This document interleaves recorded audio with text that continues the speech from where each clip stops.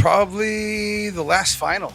The last final. The Israeli MMA Federation. I mean, the finals of the Israeli Championship. It was just another level of an event. Never been in an event in Israel that was managed and produced so well. The fighters, gave it all. The fights were great. The crowd was great. I mean, it was just outstanding. It was just really the best and highest level of an event that I ever, attended in person here. And it's not just the event itself, it's also kind of the meaning of that event. Both me and you took a moment there to kind of just look at the crowd, look at the production, and, say, we're moving forward. You can see the progress, and it's really, really exciting to see the young generation. So yeah, that's probably my favorite experience. Well, I think you learn from the best. I've been a fan of Ariel Helwani since pretty much the beginning of his career, and I think his contribution to the sport is very underrated because without telling those stories, without bringing the fighters' stories, without letting us as audience giving us the opportunity to really get to know the fighters and their backgrounds and their stories, that's the only way that you can really get emotionally attached, and emotionally invested, which is really what it's all about. You need to tell the story because at the end of the day, the only thing that matters is, are people emotionally invested? Do they really want to root for someone to win? Or if they really hate somebody and want them to lose, that's what gains interest. And Ariel is the best at what he does, which is bringing those stories to the audience, having those interviews with the fighters. I think a good example of how I tried to do it is with Alufim. You can go watch. It was a 20 episode project where we really tried to do exactly that, to bring the fighters' personal stories and not just the professional side of their career, which is more public and everybody knows. Alufim, which is champions in Hebrew, was created to kind of show people how these fighters are champions outside of the cage and outside of the ring, and to really try to show their personal story and their personal struggles. That's a good one.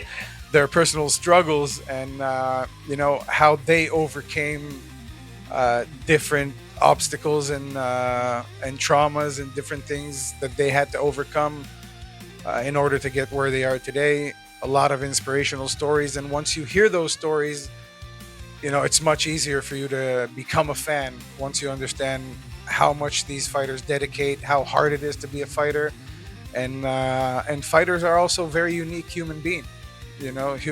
So with most of them, there's a really interesting background and a very interesting personal story behind why these people chose this crazy career of being a fighter.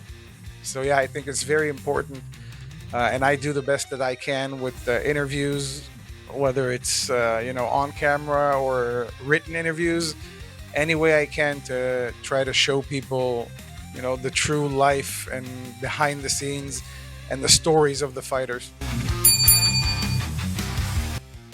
Oof. There's a lot.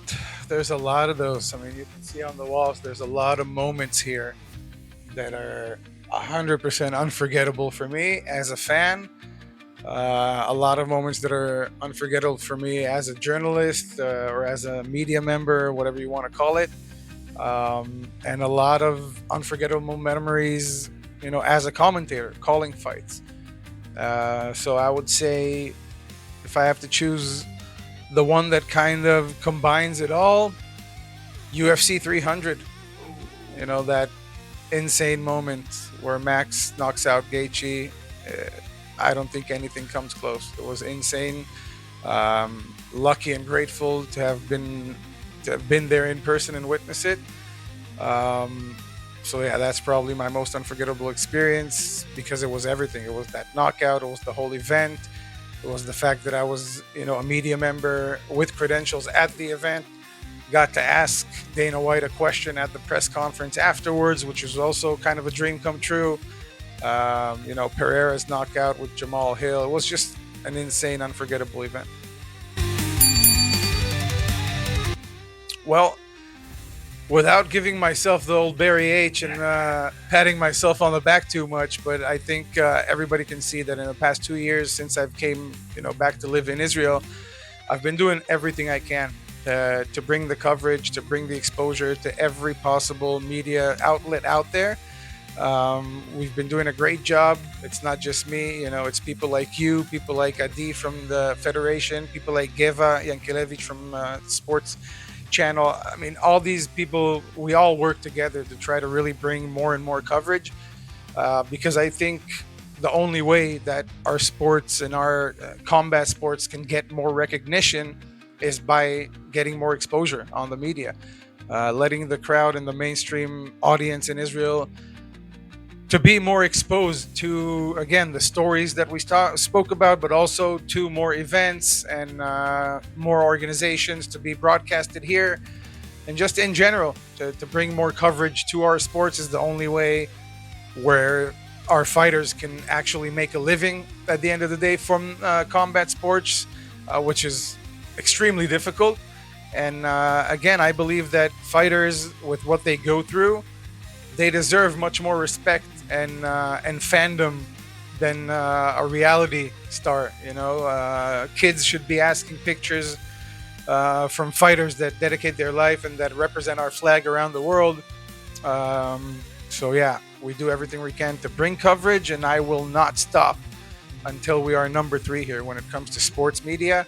After soccer and basketball, the old school big giants, I think combat sports needs to be and will be number 3 after those two, and that's my mission.